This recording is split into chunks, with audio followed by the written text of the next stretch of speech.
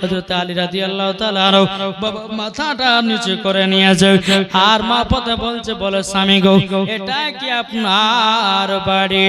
ও বাবা মাটি দিয়ে পাথর দিয়া বাড়ি করেছে আর বাবাজি ছাদের উপরে মাথার উপরে বাবা খেজুর পাতার ছাউনি খেজুর পাতার ছাউনি খেজুর পাতার ছাউনি আমার আলী বলছ বিবি ফাতেমা এই দেখো এটা আমার ঘর অর্ধেক শরীর বাইরে থাকে আর অর্ধেক শরীর ঘরের ভিতরে থাকে বেরাদর ইসলাম মুআজ্জাজ সামানিকেরা এ সোনা মানিকেরাও যখন বাবা ঘরে আপনার পৌঁছানোর পরে বলছ স্বামী গো স্বামীর ঘর যেমনই থাকুক না কেন স্বামীর ভালোবাসা যদি সারা জীবন পাওয়া যায় জীবনটাই সুন্দর হতে হবে। বেরাদর ইসলাম মুআজ্জাজ সামানিকেরা এ সোনা মানিকেরাও মা ফাতেমা রাদিয়াল্লাহু তাআলা আনহা তিনি বলতেছে বলো গো আমার স্বামী গো আপনি কোনো টেনশন করবেন না। এদিকে বাবা উমর ফারুক রাদিয়াল্লাহু তাআলা আনহু এদিকে আবু বকর সিদ্দিক রাদিয়াল্লাহু তাআলা আনহু তিনি বেরাদার কি হলো সিদ্দিক নামে দিয়েছে 100 টাকাও আল্লাহ গোজা সাথে যে নিতে দিয়েছে 100 টাকাও আল্লাহ তিনা দানটা কবুল করে নিন জোরে বলেন না আল্লাহুম্মা আমিন। এই বাবাজি যখন বাড়িতে পৌঁছে গেলেন হযরত আলী রাদিয়াল্লাহু তাআলা আনহু বাবাজি মুসলমান ভাইরাও খাতুন জান্নাতকে বলছো গো বিবেক ফাতেমাও একটু দেখো না ঘরের ভিতরে কোনো খাবার আছে কিনা আমার বাড়িতে দুজন মেহমান এসেছে আবু বকর সিদ্দিক উমর ফারুক তারা মাথাতে জাতা বয়ে আমার বাড়িতে পৌঁছে দিয়েছে তাদেরকে একটু সম্মান করতে হবে। মা ফাতেমা ঘরের ভিতরে যাচ্ছে বাবা কোনো হাড়িতে কোনো খাবার নাই। বেরাদার হযরত আলী বলতেছ বিবি ফাতেমা গো বাড়িতে খাবার পেলে রেখি তখন মা ফাতেমা বলছে স্বামী গো না খাবার তো নাই।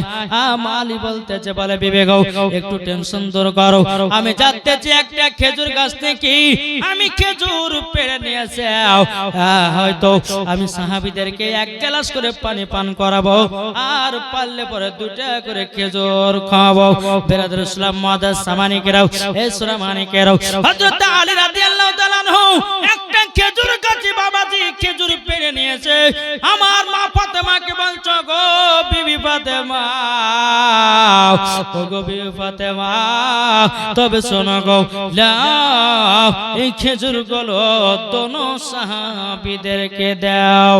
বাবা যে মুসলমান ভাইরাও এ সোনা মানিকেরাও বাবা যে 8টা মাত্র খেজুর আছে কটা 8টা মাত্র খেজুর। বেরাদর ইসলাম মুআজ্জাজ সামানিকেরাও হযরত উমর ফারুকের সামনে দিয়েছেন বাবা 4টা করে আপনার সাহাবীরা খেলেন খাবার পরে পানি পান করলেন। এদিকে দোনো সাহাবীকে বলো গো নবীর সাহাবীরা গো আমি এত গরিব খেজুর ছাড়া আমার বাড়িতে কিছু নাই। উমর ফারুক চোখের পানি ঝরে বলছে বলো গো আলী ও গো আলী গো তোমার বাড়িতে খাওয়ার জন্য আসি না আমরা যে মাথাতে জাতাটা নিয়েছে বাড়িতে পৌঁছে দিয়েছি এটা আমরা করছি নেকি পাওয়ার জন্য। ও বাবা হযরত আলী বলতে গো নবীর সাহাবীরা বলো নাই খেজুর গুলো খেতে কেমন লেগেছে তখন সাহাবীরা বলছে আলী গো আপনাকে জিজ্ঞাসা করতাম আমরাও কিন্তু আপনি কথাটা বলে দিলেন কিন্তু গো আলী বলো নাই খেজুর কোথা থেকে নিয়ে এসেছে বলো বলো। তখন বলতেছে ওই জায়গাটা আমার নবী মুস্তাফা একটা খেজুর খেয়ে আঠিটা রেখে দিয়েছিল ওই আঠি থেকে খেজুরের গাছ হয়েছিল ওই গাছটাকে মানুষ করে ওই গাছের খেজুর তোমাদেরকে খাওয়ালাম জোর বলেন না সুবহানাল্লাহ। বাবা যে সাহাবী গলে বলতেছে বলো গো আলী এই খেজুরে জানো খুশবু পাওয়া যায় জোর বলেন এই খেজুরে যেন খুশবু পাওয়া যায়। এদিকে আলী বলছে ওগো নবীর সাহাবীরা খুশবু কেন পাবে না?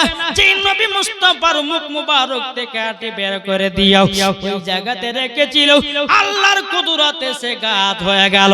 আর ওই গাছ থেকে দুইটা খেজুর তোমাদেরকে খাওয়ালাম, তোমরা দুজন সাহাবীদেরকে খাওয়ালাম। বেরাদর ইসলাম মুআজ্জাজ সামানিকেরাও, বাবা খেজুর কেন সেন করবে না? জি কেন সেন করবে না? ওটা তো আমার নবী মুস্তাফার মুখ মুবারক থেকে আটিটা বেরিয়ে এসেছিল বাবা। বাবা আমার নবী মুস্তাফার শরীর মুবারক মুশকে আম্বারে থেকেও খুশবুদার।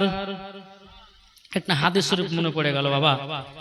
একজন গরিবের বেটা, মানে একজন গরিব মহিলার ছেলে বিয়ে করতে যাবে, বুঝলেন? তো বিয়ে করতে যাবে, তো মাকে বলছে মা গো, ও গো মা, আতর মাখা হল নবী পাকের সুন্নাত। ছেলেটা মাকে বলতেছে ও গো মা, আতর মাখা হল নবী পাকের সুন্নাত। ও মা জাননি, মা জাননি, আমাকে একটু আতর এনে দাও, আমি বিয়ে করতে যাচ্ছি গো মা। ও মা জাননি, বিয়ে করতে যাব, আমি আতর না মেখে বিয়ে করতে যাব না। বাবা যে মা বলছে বেটা গো, আমি এত গরিব আতর কোথায় পাবো? এখন বেটা বলছে মা, তুমি যতক্ষণ আমাকে আতর না এনে দিবা আমি বিয়ে করতে যাব না। জোরে বলো সুবহানাল্লাহ। বিয়ে করতে যাব না, বিয়ে করতে যাব না। বেরাদর ইসলাম মুআজ্জাজ সামানিকাও, আমার নবী মুস্তাফা আপনার কেনাও ওই মহিলাটা এক পাতু পাকার একটা ছোট্ট বোতল নিয়ে আমার নবীর দরবারে গেছেন। লাব্বাইক ইয়া রাসূলুল্লাহ, লাব্বাইক ইয়া হাবিবাল্লাহ, নবী গো আমি তো বিপদের মুখে আছি গো নবী। আমার নবী বলছে বলো গো কি বিপদে মুখী হয়ে আছে বলুন। বলো নবী গো আমার বেটা বিয়ে করতে যাবে, এখন সে জুলুম ধরেছে, আতর না মেখে সে বিয়েতে যাবে না। নবী গো আমি তো গরিব মহিলাও, টাকা নাই পয়সা নাই, আমি কোথায় আতর পাবো?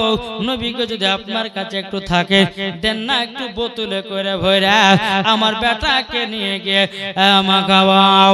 আমার নবীজির শরীর মুবারকের ঘাম পাসিনা, আমার নবীজির শরীর থেকে ঘাম পাসিনা গুলোকে আপনার চেঁচে বোতলের ভিতরে মা ঢুকাইয়া দিয়েছে।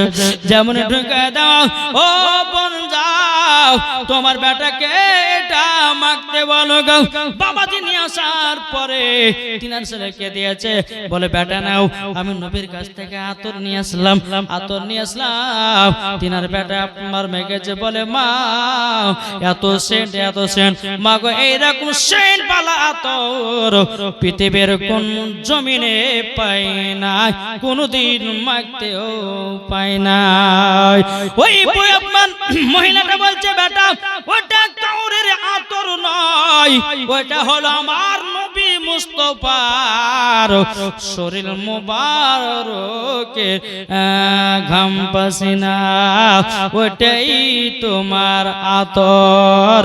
বাবারা ভাইরা রে, আমাদের শরীরের ঘাম বকড়া বকড়া গন্ধ করে, আমার নবী মুস্তাফার ঘাম পাসিনা মুশকে আম্বারের থেকেও খুশবুদার। তাহলে বলুন নবী কি আমাদের মতন? যে নবী আমাদের মতন নয়।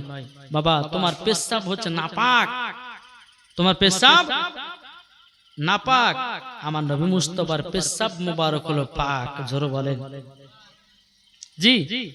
তাহলে বাবাজি এই নবীকে আমাদের মতো বলা চলবে? জি চলবে না।